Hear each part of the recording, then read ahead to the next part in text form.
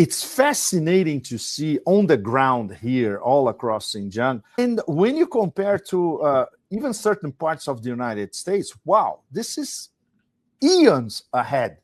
Today is Thursday, October 2nd, 2025. Pepe Escobar joins us now, where it's already Friday in China. Pepe, it's a pleasure, my dear friend. Thank you for staying up late. You look like you're in a wonderful location with a great and busy street scene on early Friday morning. Midnight. Wow. And how far from Beijing are you? Wow. It's over 5,000 kilometers, and we are at over 5,000 kilometers from Shanghai. Wow. We are in Kashgar, which is the last major tier 4 city, meaning 4 million people in Xinjiang before you get to the China-Pakistan border, which is roughly 10 hours away from here. We were very close to the border yesterday. We were in Pamir lands yesterday, which is very close to the China-Pakistan border. And wow. The context for you, Judge, in 1 minute, and to our audience, because this is probably the first time you're going to see Kashgar live on your show. We have been shooting a documentary across Xinjiang. We started in Urumqi, the capital of Xinjiang. We did the major oasis in the Northern Silk Road. We crossed the Taklamakan Desert from the north to the south. We continued on the Southern Silk Road.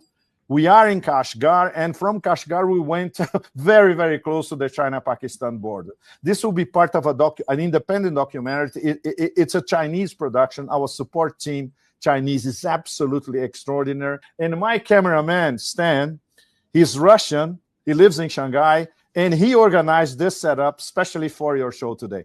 Well, you are 10,000 miles from New York City, and yes. This reception we have of you, both the audio and the visual image, is spectacular, just spectacular, Pepe. Thank you. Thank you very much. Thanks to Stan. I know you're a night owl, but thank you very much for staying up so late for us. We just came from a Uyghur wedding, Judge. Literally. Yes. We were at a wedding. Wow.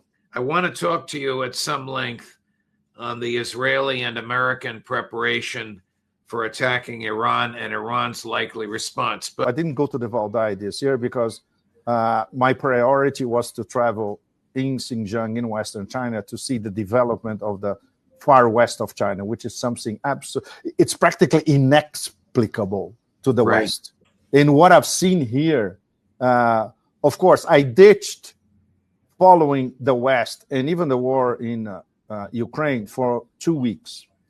And when I came back to it yesterday and I saw what Hegseth has been saying and that famous meeting of Trump with the generals and all that, from the Chinese point of view, Judge, and from this region that is growing at 7% GDP a year, way above Chinese development. And you see a moderately prosperous society on the move, doing domestic tourism. Right behind me is the old city of Kashgar, 2,000 years old. It's over midnight, and it's bustling with domestic tourists from all over China.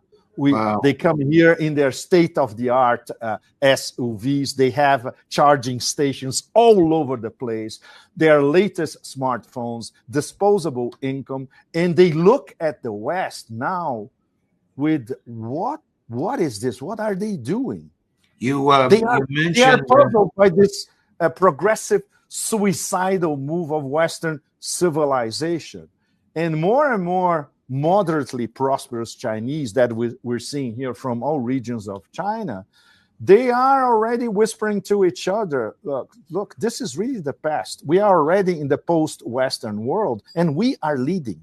They are self-confident enough to see that, to admit that to one another. And they look at us, there are very, very few foreigners here. In 2 weeks, we met like less than 10. Wow. 2 weeks.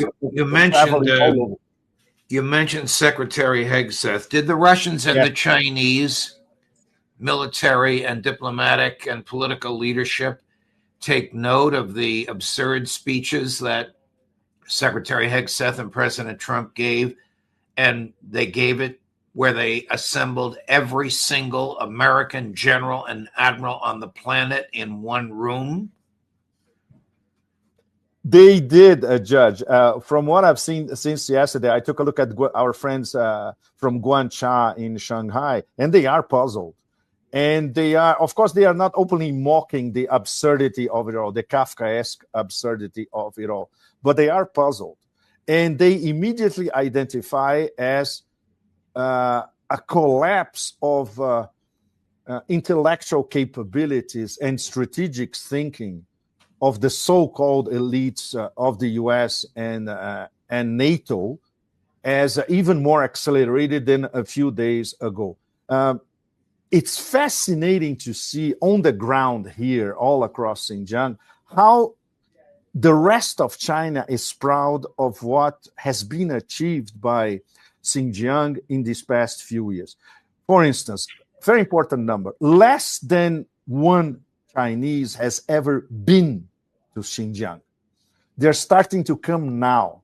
For instance, last year we had, according to an official number that I tried to confirm this today, and they told me, yes, this is the official number. 300 million Chinese tourists came to Xinjiang in 2024. Wow. This means like practically the population of the European Union. In 1 year, they're coming here to see Xinjiang for the first time.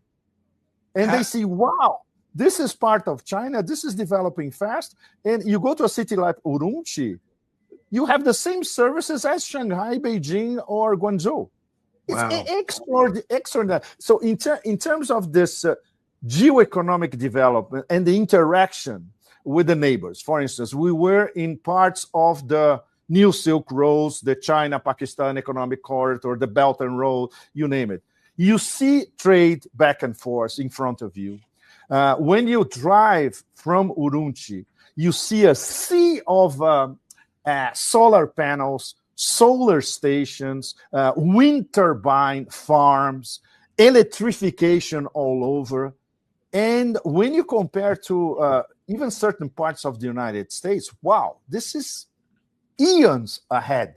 It's so impressive that it takes your breath away, in fact. And then when you start to compare politically with what's on CGTN or in Xinhua or in Guangzhou, which is more independent, they are perplexed at the decadence of the US and Europe at the same time.